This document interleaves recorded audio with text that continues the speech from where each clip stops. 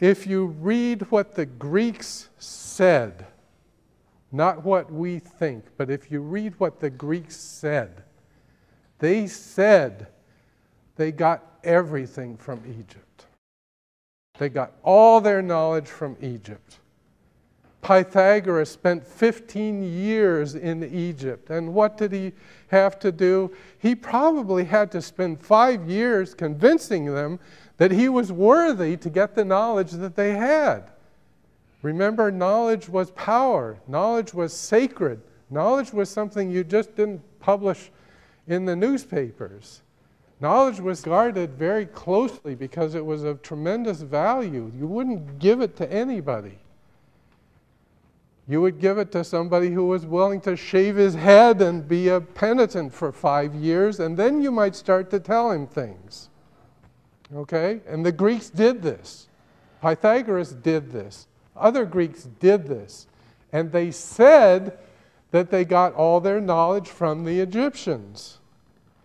Now, when did we come up with the idea that the Greeks created everything from scratch? Well, believe it or not, it happened in the 18th and 19th century. And it's an unfortunate fact of life that Romanticism, which has many great things about it, also has a dark side, which has to do with racism. And in the 18th and 19th century, it was decided that it was just not appropriate for all this knowledge to come from an African country. Where would that knowledge, if it survived to the time of the Roman Empire, where would it have been kept? Yes. In Alexandria, in the museum, the library at Alexandria. And what happened to the library? It was burned in a war. Okay? And at that point, what happened to those books that were burned? If they were written in living languages, there was a scholar someplace who had memorized the book and could just write it down again. But if it was in a dead language, like ancient Egyptian hieroglyphics, end of story. Can't be reconstructed. That's one of the things I would most like you to come away with from this lecture. First of all, you cannot study the Egyptians as an archaeologist or as an astronomer or as a philosopher or as an anthropologist. You must put it all together because they put it all together. If you read what the Greeks said, not what we think, but if you read what the Greeks said, they said they got everything from Egypt. They got all their knowledge from Egypt. Pythagoras spent 15 years in Egypt. And what did he have to do? He probably had to spend 5 years convincing them that he was worthy to get the knowledge that they had. Remember, knowledge was power. Knowledge was sacred. Knowledge was something you just didn't publish in the newspapers. Knowledge was guarded very closely because it was of tremendous value. You wouldn't give it to anybody. You would give it to somebody who was willing to shave his head and be a penitent for 5 years, and then you might start to tell him things. Okay? And the Greeks did this. Pythagoras did this. Other Greeks did this. And they said that they got all their knowledge from the Egyptians. Now, when did we come up with the idea that the Greeks created everything from scratch? Well, believe it or not, it happened in the 18th and 19th century. And it's an unfortunate fact of life that Romanticism, which has many great things about it, also has a dark side, which has to do with racism. And in the 18th and 19th century, it was decided that it was just not appropriate for all this knowledge to come from an African country. Where would that knowledge, if it survived to the time of the Roman Empire, where would it have been kept? Yes. in Alexandria, in the museum, the library at Alexandria. And what happened to the library? It was burned in a war, okay? And at that point, what happened to those books that were burned? If they were written in living languages, there was a scholar someplace who had memorized the book and could just write it down again. But if it was in a dead language, like ancient Egyptian hieroglyphics, end of story. Can't be reconstructed. Good morning, good evening, and good afternoon, Africans. I hope you're faring well where you are. And if you ain't faring well, please fare well where you are. This is Africa, and Africa is the land of civilization. Yes, Africa is the land where everything started. Writing started here, agriculture started here, architecture started here, many good things started here, right? Look at Egyptian civilization. We have the hieroglyphics. They are the first people to develop a form of writing that was called hieroglyphics. Hieroglyphics was using symbols and using animal symbols and using some other natural things to symbolize, or rather to identify with certain objective or certain meaning, right? So the Egyptians, because they were trying to adopt some form of numericals, some form of telling, they discovered hieroglyphics. And also, the number 0, some people say that it was discovered in conjunction with other countries such as India. So India and Egypt took part in the introduction of the number 0. We also have the arithmetic operation of multiplication.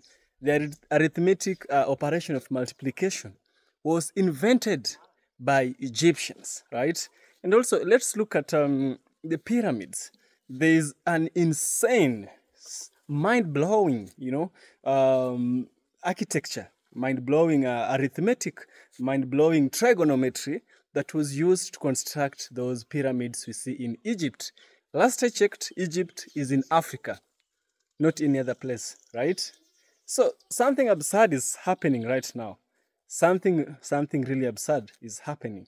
Some people are saying that Egypt was not in Africa. Some people are saying that like they're trying to rip Africa of its pride, right? They're trying to rip us of our accomplishments, but that is not going to happen. There's so much we attribute with our own selves as Africans that you can find in no any other place other than Africa.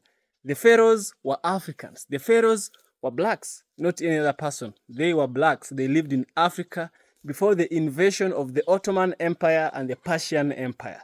Now, let's listen to some of these conversations that are going to be discussed by African Americans, whites, and some professors who we expect to be having adequate knowledge about early civilization as told by historical records. So let's dive in, let's listen to them. I shall get back by the end of the vid where we shall also have a deep critical analysis. Let's dive in. This is not a white Arab. This is not a white Arab civilization. This is an ancient African civilization. These are the people of Kemet.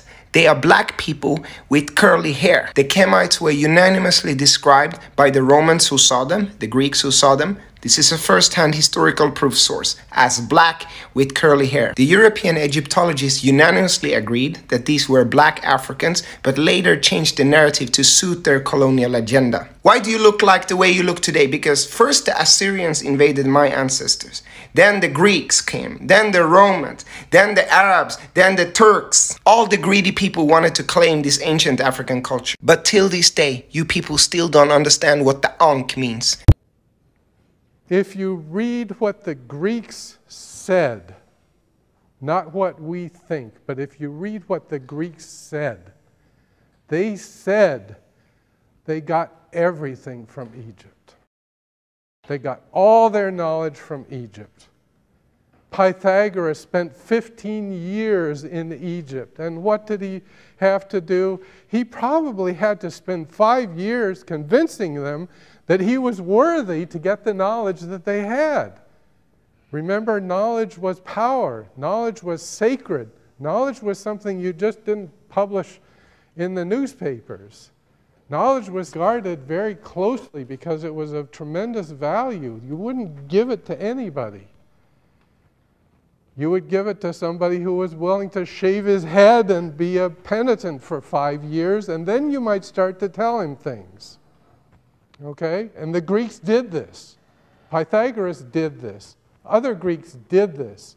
And they said that they got all their knowledge from the Egyptians. Now, when did we come up with the idea that the Greeks created everything from scratch? Well, believe it or not, it happened in the 18th and 19th century. And it's an unfortunate fact of life that Romanticism, which has many great things about it, also has a dark side, which has to do with racism. And in the 18th and 19th century, it was decided that it was just not appropriate for all this knowledge to come from an African country. Where would that knowledge, if it survived to the time of the Roman Empire, where would it have been kept? Yes. In Alexandria, in the museum, the library at Alexandria. And what happened to the library? It was burned in a war. Okay? And at that point, what happened to those books that were burned? If they were written in living languages, there was a scholar someplace who had memorized the book and could just write it down again. But if it was in a dead language, like ancient Egyptian hieroglyphics, end of story. Can't be reconstructed.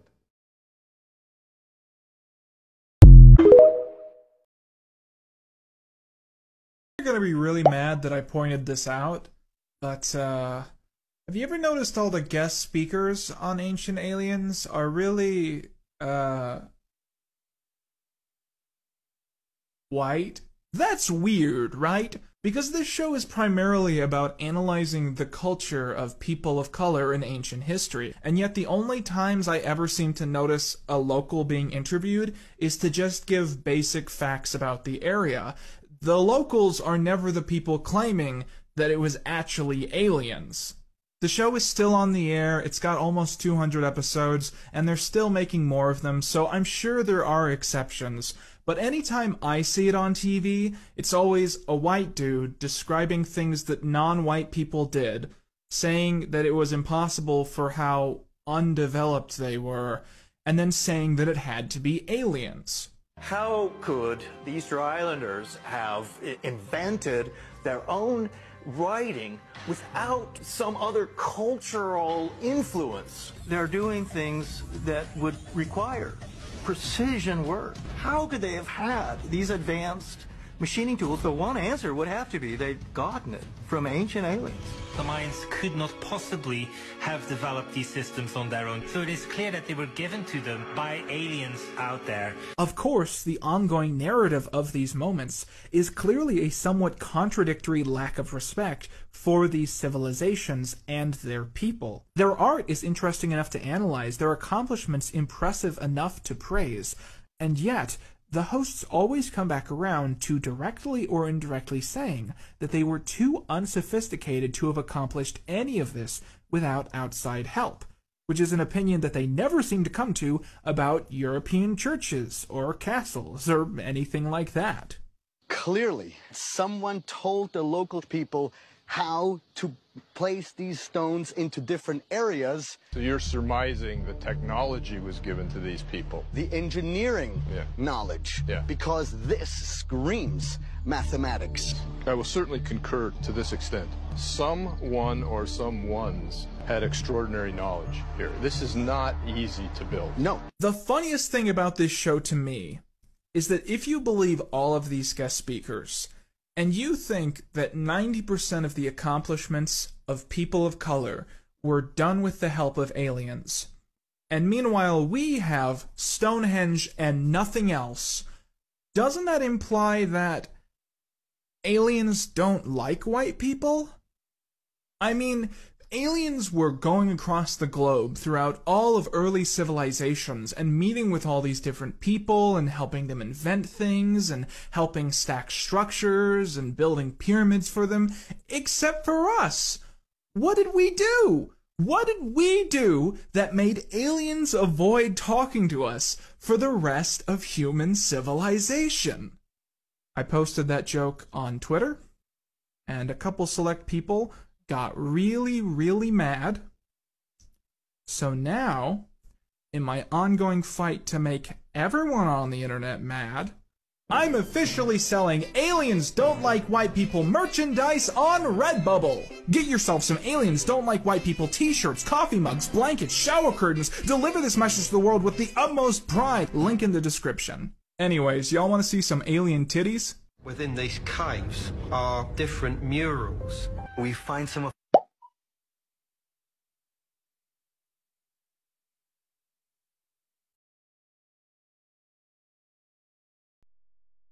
Were the original Egyptians black? The reason why I ask that is because many modern Egyptologists say they weren't black. But I say they were. And I have 3 reasons for saying that.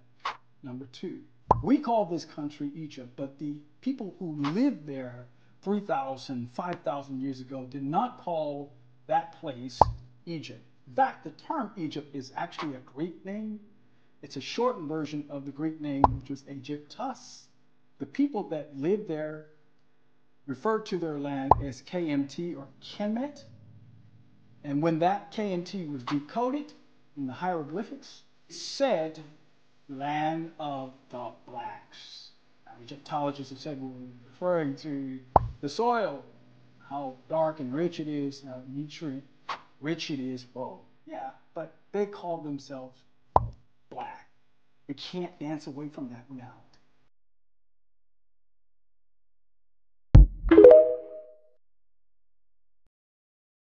One of the shocking things that dishonest European historians and writers did is that in order to cover up the ancient Egyptians, they first tried to say that the Egyptians who built the pyramids were light-skinned people. Now, when you look at the dynasties, you see the Old Kingdom. This is 3000 BC. Then you see the Middle Kingdom. This is coming, around 2000. Then you see the New Kingdom, which is coming, right before AD. Right? And that is when the Romans came in and when the Greeks came in. And so when the Romans came in, you find that they imitated the Egyptians. And so Cleopatra was a title. There was a number of Cleopatras. Right. And they were actually people of European descent. So there were European people who were sitting in the thrones like the pharaohs. And much of the artifacts and mummies that you get in the museums are from the New Kingdom. I see. It's not from the Old Kingdom. Right. So it's the New Kingdom. So people get confused and they say, well, these are Egyptian things. Yes, but these are after 3,000 years had gone by of their major pyramid building, 5,000 years of their civilization. Then these people come in right at the end, right? And so that was the first lie, that they are Indo-European people. The second lie, which is even greater than that, is that they said, we cannot attribute this civilization to black African people, so we will say it was aliens who flew down on Earth, built the pyramids, right, and then flew back in space. And so now you have children watching Stargate and other programs thinking, no, this pyramid couldn't be black people. How can they build something like that? That's how much hatred they have. Right. It's an alien who came down, subjugated the people, built the pyramid, and then flew back out in space. Yeah, that makes more sense than black people. That makes more sense. Yeah. But the hardcore evidence, and that's where our young people need to study history. Don't get caught up with the story of the aliens or the story of the mutant creatures. Right? No, let us get caught up with the history of our peoples. Right. History of humanity, the great achievements made in Africa. And that is the reason why Carter G. Woodson and the people developed Black History Month. And that was, to highlight these achievements. And this is not to say the achievements did not happen in China, in India, in Europe, in the Americas. No. But let's take, a hidden part of history. Let's uncover a legacy. And let's give it to the world. And that is where, you know, as a Muslim, as a person of African descent, you know, I celebrate this time. It expands my mind, and I believe it will expand the mind of all children, not just black children. It will help white children to appreciate African Americans, African Caribbean, people from the African continent. They will appreciate that. And when they see LeBron James doing that slam dunk, they'll realize he's a scientist. And he may even be related, you know, to the ancient Egyptians. But racially speaking, who were the ancient Egyptians? The population were black. But that doesn't mean they look like West Africans. Some did, some didn't. But Africa, as the homeland of mankind, has more varied types than almost any other continent. But the Egyptian basic population was East African, but there were some Middle or West African types in the population. They lived in Egypt. The language they spoke was a language which seems to have developed in Ethiopia and Kenya, part of the great Afro-Asiatic language family. And most of the formation of Egypt seems to have happened in Upper Egypt or on the Nubian frontier of Egypt or beyond it. And we're talking about what period? The early period? We're talking about the Old Kingdom, and that period you get a higher proportion in the representations of people looking black by Okay, well, let's go to the slides if you... Okay, well, in fact, the lady we have now, Queen Tai, who is the mother of the famous King Akhenaten, is in the New Kingdom. It so happens that a large number of the most powerful dynasties originated in the south of the country and therefore were black. The first dynasty, as I mentioned, the 11th dynasty, which founded the Middle Kingdom, and the 12th dynasty, which was probably the greatest dynasty in Egyptian history, and the 18th dynasty, to which Queen Tai belongs. Then we have the famous Senwosret I, known to the Greeks as Sesostris. You say that the first men were black and they evolved from apes in Africa. Is that the reason why black people look more like apes than white people do? You got it entirely wrong, young man. White people look much more like apes than we do. He says, and I'm not asking you to go to a library and do research. All I want you to do is to use your eyes. Go to a zoo and go to the cages where they have the apes. He says, and you won't find one black ape there. All the apes have fair complexions. They have thin lips. They have Anglo-Saxon noses. And they have straight hair. So if you want to get somebody that looks like an ape, get a white man.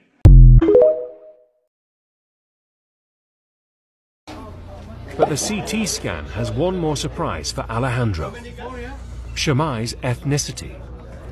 Well, they have just told me that Shammai had a Nubian feature, which means that their ruling family was probably Nubian, and that was unexpected. Examining Shammai's anatomy closely, the thickness of his bones and the shape of his nasal cavity, the anthropologists think he was a black African, likely from neighboring Nubia. A huge revelation that challenges the prevailing image of the Egyptian ruling class. We always thought the ancient Egyptian elite were Mediterranean type, and in this sense, Shammai is representing the society of the frontier, in which different ethnic groups were mixed. At the end, it doesn't matter the color of your skin. Shammai was Egyptian. Alrighty, well, this is White Women with African DNA Part 2. A big question people have when they look at their DNA is about percentages. For example, my DNA chart said I was 28% West African. So what does that mean? There are two ways of looking at percentages. The first way is that the way I'm going to show you now. The second way is that it's a likelihood of your ancestors matching the people that are there now. Now, this is important because there's migration all over the world by all sorts of people. So the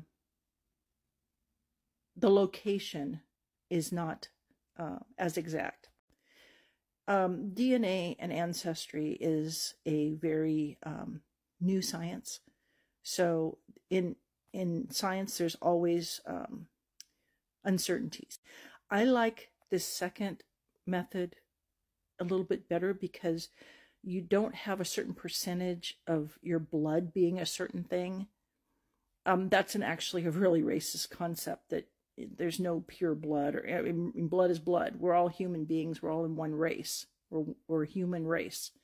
So all these ancestry tests can do is show you whether you match the genetics of somebody in a particular ethnicity. That being said, I'm going to show you the first one that I mentioned, because this is the one that people are first presented with. Now, about this chart that I'm going to show you, your parents only give you half of their genetics, and not all of your genetics is have markers that are specific to a particular ethnicity or people in an area. So if you had one parent with a certain ethnic marker and their DNA didn't get passed to you because you only get half, then you may have ancestry that is not shown on your DNA. That is why this is just one tool, and actually researching out your ancestry is super important. Now let's look at the chart. We have, so like I said, that first line, if one of your parents had a particular ethnic marker on their DNA and they gave that to you, then you would be 50%. Now, all of these charts are just assuming that only one parent has this. It'll be different if two parents or multiple grandparents or great-grandparents, etc., had those markers also. The only way you could be 100% of a given ethnicity is if both parents had that marker and they both gave it to you. So it would be like a 1 in 4 chance that you would be 100% of an ethnicity. Okay, so here we go. One generation is you, or your parents. 2 generations is your grandparents. That would be 25% if one of your grandparents had an ethnic marker and also gave it to you. And you can see the numbers as they go down. Okay, you might be saying, well, Pat, the numbers aren't matching up. That means that you had multiple ancestors with that marker. For example, me, 28%. Now I know that two of my grandparents were marked as Negro on their birth certificates. So I'm presuming that they had multiple ancestors that were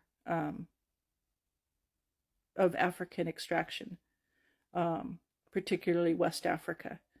Now, I have done research, and I have found 2 women so far. Now, where they're from, I don't know yet, but I'm getting there.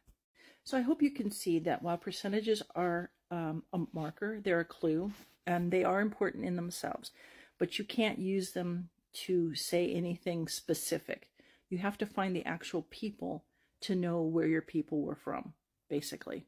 I hope this helps. If you have any questions, please ask. Now, after clearly watching this video, I have a question for you. Why would someone take it upon themselves to try and rip off Africa from its own history? Why would someone come up front and claim that the pharaohs we had in Egypt were not blacks, but they were white, or rather they were some kind of other races other than blacks? You see, the objective is not that they have to be a certain race. The objective is they don't have to be a particular race. That is the objective. And that particular race that should not be is black, right? And one thing I've always known is that where the tree is ripe, the stones are more. That tree which has ripe fruits, stones will be thrown at it. That is how it happens, right? So I'm back here and I'm thinking about the situation of black people. The many inventions that we've brought forward into this world, our contribution we've made, but we are not given credit to it. So many inventions have been made by black people. Some black Americans, some black people in the continent, some black people in Southern America, all over the world, right? And now I'm here and I'm thinking of one thing. I'm thinking of one specific objective. And my objective is this. If, and only if, we were the ones to write our own history, if black people were the ones to dictate their own history, tell it in our own way by our own people, we would have different narratives. Because I'm going to tell you this. The truth is stranger than fiction. The truth is, imagine that fictitious thing you've ever watched and how strange it was. That fiction movie, you see someone flying and all that, that's all fiction. And if someone tells you the truth is stranger than that, what do you think holds? How do you think the truth is? It's heavy, it holds weight, it is a majestic, and I believe people like Africans should work towards learning their own truth. You see, even these studies were being studied by the black, by who? By white people. They're studying our own history. We don't have time to study our own history. We have time to study other people's history and to adopt to their ways and to adopt to their maybe military tactics, maybe to develop or rather to engage into their philosophy. Africans always had their own way of doing things. We had our own objective, spirituality. We had our own medication. We had our own education. We had our own methods of cultivating agriculture, right? When the whole world was being attacked by the bubonic plague, Africa never suffered the bubonic plague. Africa was plain as plain can be, right? We were good, we were safe, and we didn't have no trouble with the rest of the world. When the rest of the world was facing the economic hit that really affected the rest of the world, particularly USA, Africa was okay. When the rest of the world was starving, people came to Africa for food. It tells you that we black people, we are more blessed than we think. Egyptian civilization is a civilization that was very elegant, and a civilization that was prominent. Even though I do not agree with some of their ways of enslavement, I do applaud them for the development that they brought. With nothing, with no technology about the ones we have today, they were able to make those pyramids, they were able to build houses, they were able to do agriculture. Come on. These Africans in Egypt were very smart, and the pharaohs were smarter for bringing these people together and making them work together and to construct the Egypt that we saw during that time. Yes, the Egypt today is not the Egypt back then. The geography is the same, the people are different. Yes. Now, I hope that you've gained value from this, and if you've gained value, kindly consider subscribing. I'll surely appreciate, and also consider supporting me on Patreon. Deliver something on Patreon. Yes, God shall bless you, right? You'll see in the next one. Stay African, stay positive.